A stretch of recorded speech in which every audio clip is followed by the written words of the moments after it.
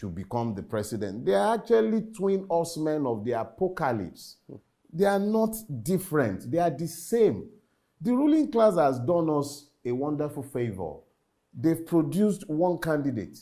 Just as the two parties have become one, at least demonstrably so, they've also produced a single candidate. You can actually produce an identikit that fits both. Both are criminal in nature and intent. Both have public records of extreme avarice and stealing.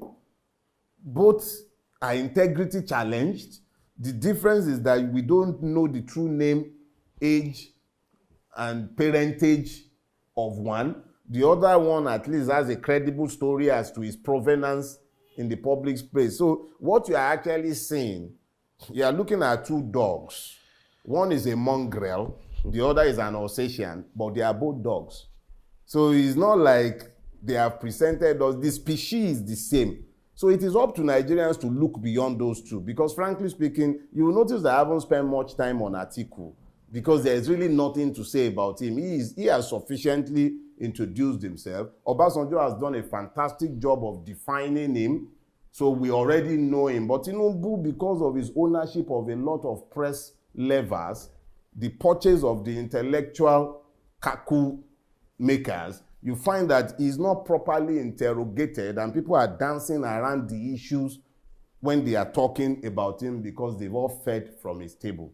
Feeding from his table has meant that a lot of illusions have been allowed to travel undispelled for too long. So when you are dealing with Tinubu, you are dealing with the falsehood of stories of the success story that Lagos is. What success story, for heaven's sake?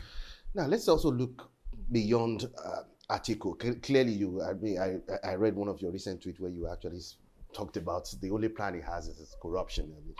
What about Peter Obi, for example? Peter Obi has actually garnered so much in terms of followership, both on social media. We've seen the upsurge in, the Southeasterners registering for voters. I mean, is Peter Obi a force to be reckoned with as far as this election is concerned? It is up to Peter Obi to decide whether he's going to be a force to be reckoned with or one to be ignored, frankly speaking. I've had several engagements with the obedient crew, and I've sought to make something clear to them. If ever a candidate was made for a season, it is Peter Obi.